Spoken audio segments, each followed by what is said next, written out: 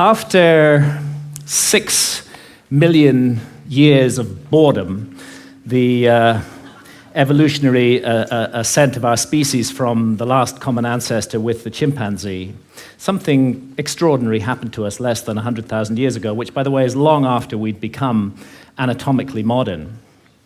It was a kind of emergence into consciousness less than 100,000 years ago, really less than 40,000 years ago, when we became fully symbolic creatures. And this great change has been defined as the single most important step forward in the evolution of human behavior, is intimately associated with the emergence of the great and transcendent rock and cave art all around the world. And over the last 30 years, researchers led by Professor David Lewis Williams at the University of Witwatersrand in South Africa and many others have suggested an intriguing and radical possibility, which is that this emergence into consciousness was triggered by our ancestors' encounters with visionary plants and the beginning of shamanism. If you analyze the cave art, there's not time to go into the details here, but there are so many details that make it clear that this was an art of altered states of consciousness, of visions, and that plants like the Amanita muscaria mushroom or psilocybin mushrooms appear to have been directly connected with this sudden and radical change. So to investigate this possibility, when I got interested in this mystery, I went down to the Amazon, where there are still surviving shamanistic cultures today, and where they drink the powerful visionary brew, ayahuasca, of which the active ingredient is dimethyltryptamine, DMT, which is actually closely related at the molecular level to psilocybin. Now, normally, DMT cannot be activated orally. When we encounter it in the West, it's generally smoked. There's an enzyme in our stomachs called monoamine oxidase, which switches off DMT on contact. But in the Amazon, they've got round this problem, and they say it was the spirits that taught them how to do it. The DMT in the ayahuasca brew is contained in these leaves from a plant that they call chacruna in the Amazon. And there they mix it together with this vine. And out of the 150,000 different species of plants and trees in the Amazon, this is the one that contains a monoamine oxidase inhibitor, which switches off that enzyme in our stomachs and allows the DMT in the leaves, when the two are married together and cooked in water, to be absorbed orally and takes us on a 4-hour journey into extraordinary realms. Now, it's no joke to drink ayahuasca. The ayahuasca brew it has a foul taste, really hideous, and a dreadful smell. And after you've drunk your cup, you'll find within 45 minutes or so that you're sweating, that you're feeling nauseous. Pretty soon you may well be vomiting, you may well have diarrhea. So, nobody's doing this for recreation. And I'd like to add that I don't think any of the psychedelics should be used for recreation. They have much more serious and important mission with humanity. So we're not doing this for fun. But what draws people to ayahuasca again and again to brace themselves for this experience, and you do have to brace yourself, is its extraordinary effects at the level of consciousness. And one of those effects has to do with creativity, and we can see the creative cosmogenic impulse of ayahuasca in the paintings of ayahuasca shamans from Peru, like the paintings of Pablo Amaringo here, those richly saturated colors, the amazing visions that they reproduce. And this creative impulse has also spread to Western artists. Many Western artists now have been deeply influenced by ayahuasca and are also painting their visions. And as these paintings show, another universal experience of ayahuasca is the encounter with seemingly intelligent entities which communicate with us telepathically. Now, I'm making no claim one way or another as to the reality status of these entities we encounter, simply that phenomenologically, in the ayahuasca experience, they are encountered by people all over the world, and most frequently of all, the spirit of ayahuasca herself, Mother Ayahuasca, who is a healer, and although she's kind of the mother goddess of the planet, She seems to take a direct personal interest in us as individuals, to heal our ills, to want us to be the best that we can possibly be, to correct errors and mistakes in our behavior that may be leading us down the wrong path. And this is perhaps why, and it's an untold story, really. Ayahuasca has been fantastically successful in getting people off harmful addictions to hard drugs such as heroin and cocaine. Jacques Mabit at the Taquihuasi Clinic in Peru brings heroin and cocaine addicts out there for a month, gives them 12 ayahuasca sessions, and they have encounters with Mother Ayahuasca during those sessions that lead them not to wish to take heroin or cocaine anymore, and more than half leave completely free of their addiction, never return to it, and don't even have withdrawal symptoms. And the same incredible healing work was being done in Canada by Dr. Gabor Mate until the Canadian government intervened and stopped his healing practice on the grounds that ayahuasca itself was an illegal drug. Now, I have some personal experience of this. I have not been addicted to heroin or cocaine, but I had a 24-year non-stop cannabis habit. And this started off smoking the herb and laterally vaporizing it, but the basic truth is that for 24 years, I was pretty much permanently stoned. And I enjoyed being stoned. And I felt that it helped me with my work as a writer, and perhaps at some point it did. But when I first encountered ayahuasca, I'd already been smoking cannabis for 16 years, and almost immediately, ayahuasca started giving me messages that this was no longer serving me, that it was leading me to behave in negative and unhelpful ways towards others. And of course, I ignored those messages for years and years and went back to being stoned 16 hours a day. But that negative behavior that ayahuasca was pointing up did actually get worse and worse. I don't want to put down cannabis, and I believe it's the sovereign right of every adult to choose to smoke cannabis if they wish to do so. But I think I was overusing it. I think I was abusing it, not using it responsibly. And I became more and more paranoid, jealous, possessive, suspicious. I was subject to irrational rages. I often made the life of my beloved partner, Santha, a misery.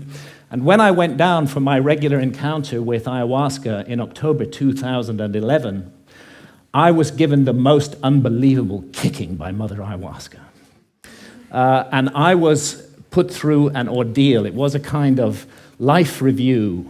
And it's not an accident that ayahuasca is the vine of the dead. I was shown my death. And I was shown that if I came to death, and what awaits us after death, without having corrected the mistakes that I was making in my life, that it would be a very bad thing for me. And actually, Mother Ayahuasca literally took me to hell. And that hell was a little like this hell painted by Hieronymus Bosch, a truly terrible place, and a little like the place that the ancient Egyptians called the judgment hall of Osiris, where our souls are weighed in the scales in the presence of the gods, against the feather of truth, of justice, of cosmic harmony. And I was shown that the path I was walking, my abuse of cannabis and the behavior associated with it, was going to lead me to be found wanting in the judgment, and that I might face annihilation in the world beyond death. So perhaps not surprising that when I came back to England later in October 2011, I gave up cannabis. And I've never smoked it again since then. And actually, and again, I'm speaking only personally with no comment on others' use of cannabis, it's as though a monkey has been lifted off my back. I'm liberated in incredible ways. Far from my creativity being inhibited, I find myself writing much more productively, much more creatively, much more focused, and much more efficiently. As well, and I've begun to be able to address those negative aspects of my behavior which cannabis had revealed, and hopefully to make myself slowly, it's a long progress, into a more nurturing, more loving, more positive person. And this whole transformation, it really has been a personal transformation for me, was made possible by this encounter with death that Mother Ayahuasca gave me. And you know, that leads me to ask, what is death? Our materialist science reduces everything to matter. Materialist science in the West says that we are just meat, we're just our bodies. So when the brain is dead, that's the end of consciousness. There is no life after death, there is no soul, we just rot and are gone.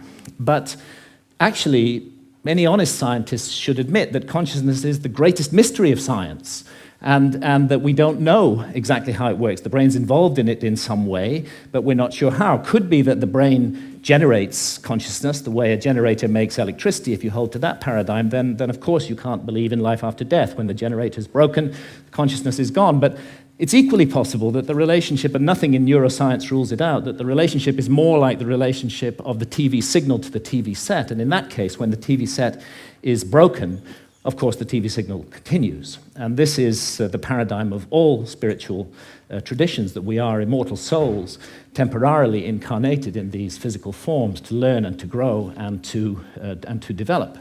And really, if we want to know about this mystery, the last people we should ask are materialist reductionist scientists. They have nothing to say on the matter at all. Let's go rather to the ancient Egyptians, who put their best minds to work for 3,000 years on the problem of death, and on the problem of how we should live our lives to prepare for what we will confront after death. And the ancient Egyptians expressed their ideas in transcendent art, which still touches us emotionally today, and they came to certain very specific conclusions, that the soul does survive death, and that we will be held accountable for every thought, every action, every deed that we have lived through in our lives. So we better take this precious opportunity to be born in a human body seriously and make the most of it. And in these inquiries into the mystery of death, the ancient Egyptians weren't just exercising their imaginations. They highly valued dream states, and it's now known that they used visionary plants like the hallucinogenic blue water lily. And it's interesting that the ancient Egyptian tree of life has recently been identified as the Acacia nilotica, which contains high quantities of DMT, dimethyltryptamine, the same active ingredient that we find in ayahuasca. Now, it's difficult to imagine a society more different from the society of ancient Egypt than our society today. We hate visionary states in this society. In our society, if we want to insult somebody, we call them a dreamer. In ancient societies, that was praise. And we have erected huge apparatuses of armed bureaucracies who will invade our privacy, who will break down our doors, who will arrest us, who will send us to prison, sometimes for years, for possessing even small quantities of psilocybin or substances like DMT, whether in its smokable form or in the ayahuasca brew. And yet, ironically, DMT is, we now know, a natural brain hormone. We all have it in our bodies, and it's just that its function remains unknown for lack of research. And it's not as though our society is opposed in principle to altered states of consciousness. I mean, billions are being made by the unholy alliance of psychiatrists and big pharma in overprescribing drugs to control so-called syndromes like depression or attention deficit disorder in teenagers. And we have a love affair in our society with alcohol. We glorify this most boring of drugs, despite the terrible consequences that it often has. And of course, we love our stimulants, our tea, our coffee, our energy drinks, our sugar, and huge industries are built around these substances, which are valued because of the way they alter consciousness. But what all these approved altered states of consciousness have in common is that none of them contradict or conflict with the basic state of consciousness valued by our society, which I would call the alert, problem-solving state of consciousness, which is good for the more mundane aspects of science. It's good for the prosecution of warfare. It's good for commerce. It's good for politics. But I think everybody realizes that the promise of a society over-monopolistically based upon this state of consciousness has proved hollow, and that this model is no longer working, that it's broken in every possible sense that a model can be broken, and that urgently we need to find something to replace it. The vast problems of global pollution that have resulted from the single-minded pursuit of profit, the horrors of nuclear proliferation, the specter of hunger, that millions every night go to bed starving, that we can't even solve this problem despite our alert problem-solving state of consciousness. And look what's happening in the Amazon, the lungs of our planet, this precious home of biodiversity. The old-growth rainforest being cut down and replaced with soybean farms so we can feed cattle, so that we can all eat hamburgers. Only a truly insane global state of consciousness could allow such an abomination to occur.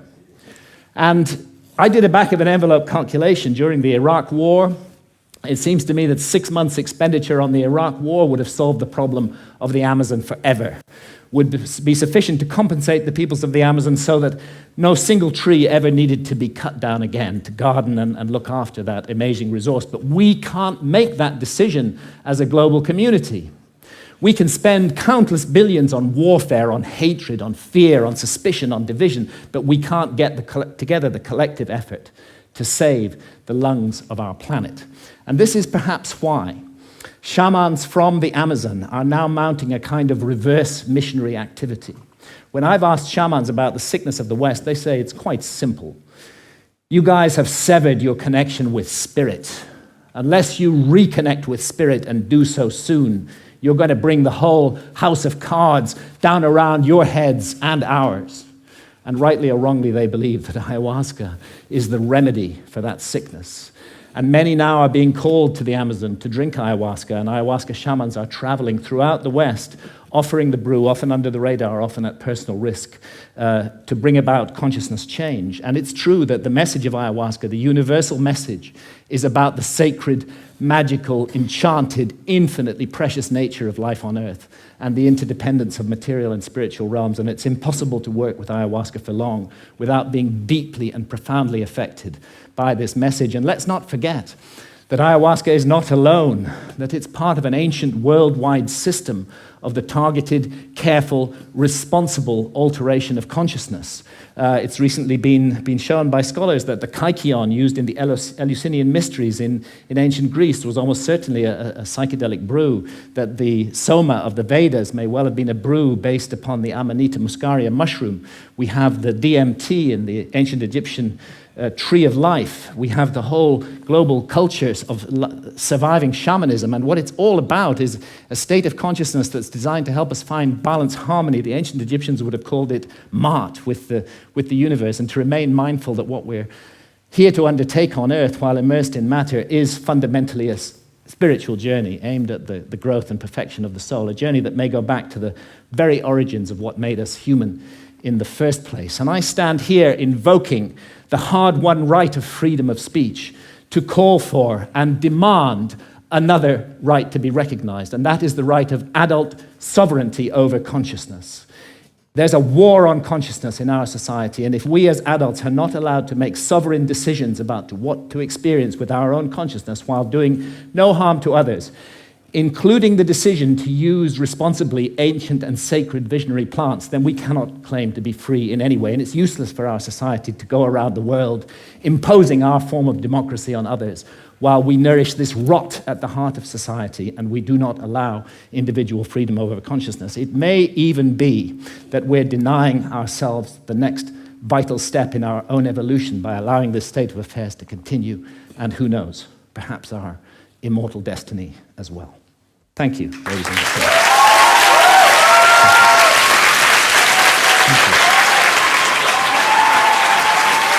Thank you. Thank you.